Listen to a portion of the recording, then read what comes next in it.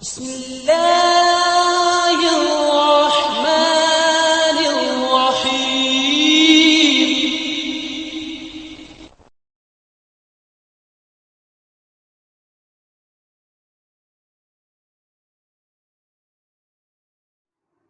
الحمدللہ رب العالمین والعاقبۃ للمتقین والصلاۃ والسلام علی سید الانبیاء والمرسلین، اما بعد فاعوذ باللہ السمیع العلیم من الشیطان الرجیم، بسم اللہ الرحمن الرحیم۔ فاصبر علی ما یقولون وسبح بحمد ربک قبل طلوع الشمس وقبل الغروب ومن اللیل فسبح وادبار السجود واستمع یوم ینادی المناد من مکان قریب یوم یسمعون الصیحۃ بالحق ذلک یوم الخروج انا نحن نحیی ونمیت والینا المصیر یوم تشقق السماء الارض عنہم سراعا ذلک حشر علینا یسیر نحن اعلم بما یقولون وما انت علیہم بجبار فذکر بالقرآن من یخاف وعید۔ صدقت یا رب العالمین وصلوا علی الحبیب۔ اللہم صلی علی سیدنا و مولانا محمد وآلہ وصحبہ وعطرتہ اجمعین۔ بہت خوبصورت آیات طیبہ اور بڑا پیارا مضمون ہے۔ نبی کریم صلی اللہ تعالیٰ علیہ وسلم اور آپ کے ساتھیوں کو زیادتی کا نشانہ بنانے، طرح طرح کے تانے دینے، برا بھلا کہنے اور اذیت دینے میں مکہ والوں کا کوئی ثانی نہیں تھا۔ ہر آنے والے دن وہ نئی سازش کرتے، نئے طریقے سے الجھانے کی کوشش کرتے اور اپنے ظام میں اس طرح کی حرکت و سکنات کرتے تاکہ وہ پیغمبر اسلام صلی اللہ تعالیٰ علیہ وسلم اور اسلام کو بری طرح نقصان پہنچائیں یا انہیں ختم کر دیں، جن میں سے ہم نے جو پچھلے دنوں میں بات پڑھی بالخصوص عقیدہ آخرت پر طرح طرح کے بکواسات کرتے۔ تو اللہ کریم نے ان آخری آیات طیبہ میں اپنے حبیب مکرم صلی اللہ تعالیٰ علیہ وسلم کو ان کا علاج بتایا ہے۔ وہ علاج کیا ہے؟ فرمایا فاصبر علی ما یقولون۔ بہت پیاری بات مفسرین کرام نے اس آیت پہ کی ہے کہ جب آپ چاروں طرف سے گھر جائیں، جب مشکلات کے پہاڑ آپ کے اوپر آ جائیں، جب آپ یہ دیکھیں کہ اب کوئی چارہ نہیں رہا، ہر طرف سے مشکل آپ کو گھیر لے، تکلیفیں ہوں، دکھ ہوں، مصیبت ہو، تو نکلنے کا راستہ کیا ہے وہ قرآن بتا رہا ہے۔ آج ہم بھی گرے ہوئے ہیں اور بہت بڑی مشکل پوری قوم پر، پوری امت پر سوار ہے، تو یہ آیت طیبہ قرآن عظیم کا وہ حل ہے جو رب کریم نے ہمیں عطا کیا۔ فاصبر علی ما یقولون، پس اے میرے حبیب صلی اللہ تعالیٰ علیہ وسلم آپ صبر فرمائیے ان دل دکھانے والی باتوں پر، ان تکلیفوں پر۔ وسبح بحمد ربک، اور اپنے رب کی پاکی بیان فرمائیے قبل طلوع الشمس، سورج کے طلوع ہونے سے پہلے۔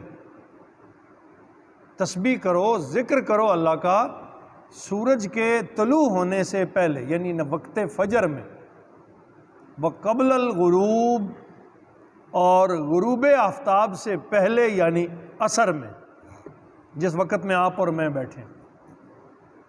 ان دو وقتوں کو الگ کر کے بیان کیا۔ ویسے قرآن عظیم میں نماز کے 5 اوقات کا ذکر آیا ہے، لیکن ان 2 اوقات کو 3 مقام پر اللہ تعالیٰ نے الگ کر کے بیان کیا ہے۔ قبل طلوع الشمس، سورج کے طلوع سے پہلے، وقبل الغروب، اور پھر اس کے غروب سے پہلے، یعنی ایک وقت فجر اور دوسرا وقت عصر۔ اب میرے حبیب وقت فجر اور وقت عصر میں اپنے رب کی پاکی بیان کرو۔ جب ہم سب لوگ سو رہے ہوتے ہیں، کہا اس وقت اٹھو جب سارا زمانہ سو رہا ہے، اور اپنے پیارے رب کی پاکی بیان کرو، اس کی تسبیح بیان کرو، یعنی نماز پڑھو، ذکر کرو۔ اسی طرح عصر کے بارے میں ایک مقام پہ فرمایا حافظوا علی الصلوات والصلاۃ الوسطیٰ، ساری نمازوں کی حفاظت کرو، اسپیشلی عصر کی نماز کی حفاظت کرو۔ اور مفسرین لکھتے ہیں یہ اس لیے فرمایا کہ جب وقوع قیامت ہوگا، حشر کا دن، تو اس وقت وقت عصر نظر آئے گا، اور جب قبر میں جائیں گے تو تب بھی وقت عصر ہوگا۔ کسی وقت بھی کوئی مرے، جب وہ دفن ہوگا اور منکر نکیر اسے آ کے اٹھائیں گے تو اس کو یوں لگے گا جیسے عصر کا وقت ہے۔ تو یہ عصر کا وقت بہت اہم وقت ہے، کہا ساری نمازوں کی حفاظت کرنا، اسپیشلی خاص طور پر عصر کی نماز کی بہت زیادہ حفاظت کرنا۔ تو یہ دو یہاں بھی فرمایا۔ تو کہا بچنے کا راستہ کیا ہے؟ جب تم تکلیف میں ہو، جب تمہیں لوگ ستا رہے ہیں، مشکل میں تم گرفتار ہو جاؤ، تو کیا کرو؟ اپنی نمازوں کی حفاظت کرو، فجر کی نماز اور عصر کی نماز۔ پھر فرمایا وَمِنَ اللَّيْلِ، اور رات کے وقت، فَسَبِّحْ، ہو اس کی پاکی اور تسبیح بیان کرو۔ اب اس سے دو نمازوں کی طرف اشارہ ہے، عشاء اور تہجد۔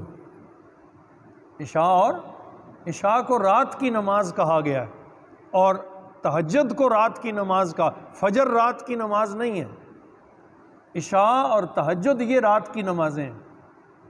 فجر کی نماز کو طلوع کے ساتھ جا کے پڑھتے ہیں نا، قریب ترین، تو وہ رات کی نہیں ہے، وہ فجر دن کی نماز ہے۔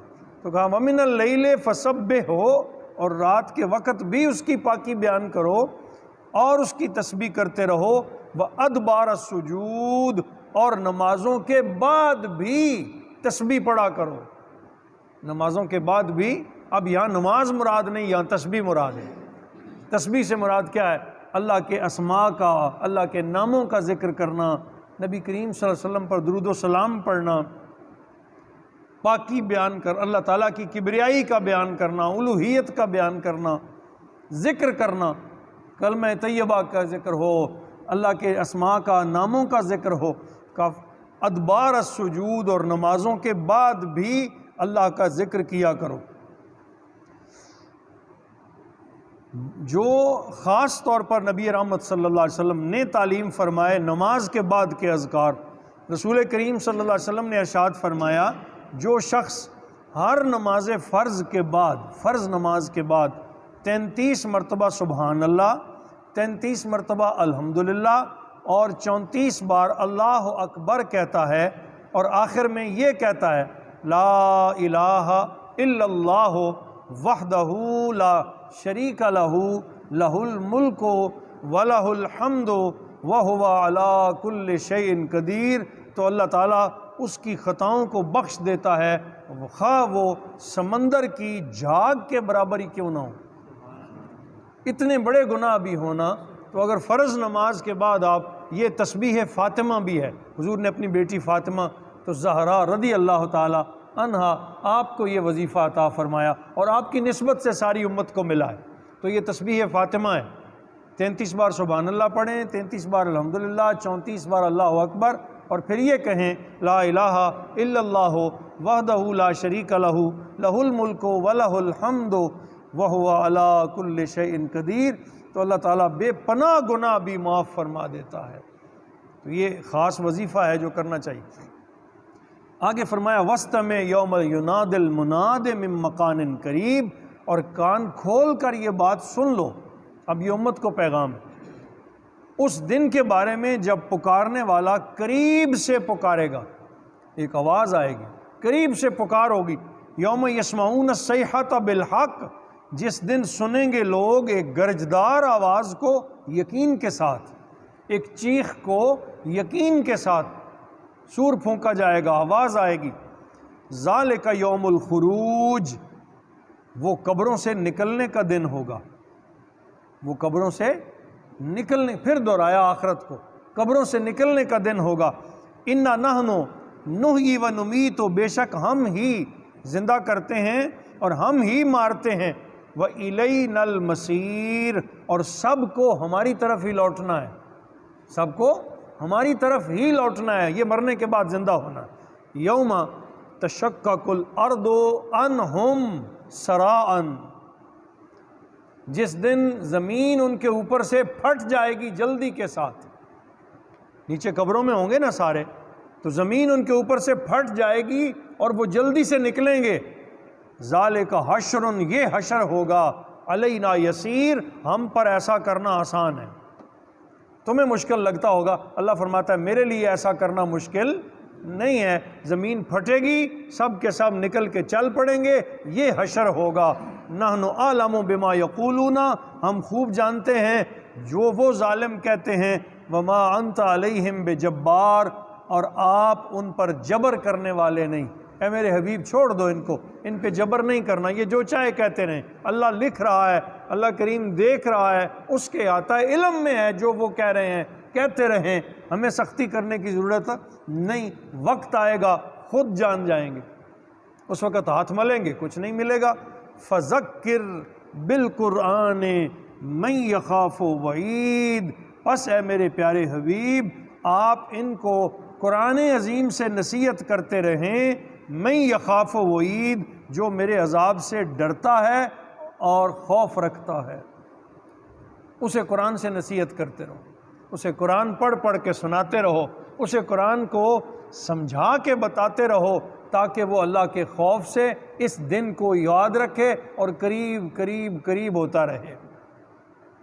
تو اللہ تعالیٰ نے ہمیں توفیق دی ہوئی ہے نا، کلمہ طیبہ عطا کیا، قرآن عظیم کا ساتھ، یہ تھوڑا سا کام نہیں ہے، بہت بڑی دولت ہے کہ ہم قرآن عظیم کے حامل ہیں، ہم اس رسول کے غلام ہیں جو رسول قرآن کا حامل ہے، اور اللہ تعالیٰ نے ہمیں توفیق ہدایت عطا فرمائی، بہت بڑا کرم اور فضل ہے۔ اگر وہ ہمیں ڈور ڈنگروں میں پیدا کر دیتا ہم روک سکتے تھے، اگر وہ کیڑوں مکوڑوں میں پیدا کر دیتا ہم روک سکتے تھے؟ کتنا کرم ہے کہ اس نے ہمیں انسان بنایا، پھر انسانوں میں سے محمد عربی صلی اللہ علیہ وسلم کا غلام بنایا اور قرآن کا حامل کیا۔ تو کس شرم کی بات ہے کہ یہ قرآن کا حامل پھر قرآن نہ پڑھے، پھر یہ قرآن سے نصیحت نہ لے۔ فرمایا فذکر بالقرآن، پس نصیحت کرتے رہیے اس قرآن کے ذریعے، من یخاف وعید، ہر اس شخص کو جو میرے عذاب سے ڈرتا ہے۔